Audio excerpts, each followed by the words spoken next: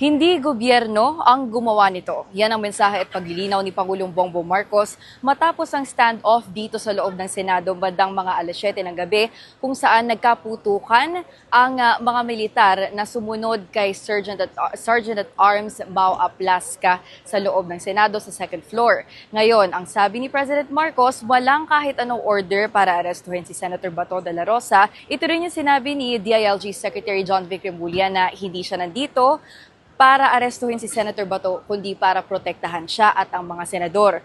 Para sa kaalaman ng lahat, pumunta po kasi dito si Secretary John Vic after the shooting, at nagpahayag siya sa media na hindi siya nandito para sa anong pag-aresto. Ngayon, paglilinaw pa ni President Marcos, wala siyang kahit anong directive sa National Bureau of Investigation para hulihin si Senator De La Rosa.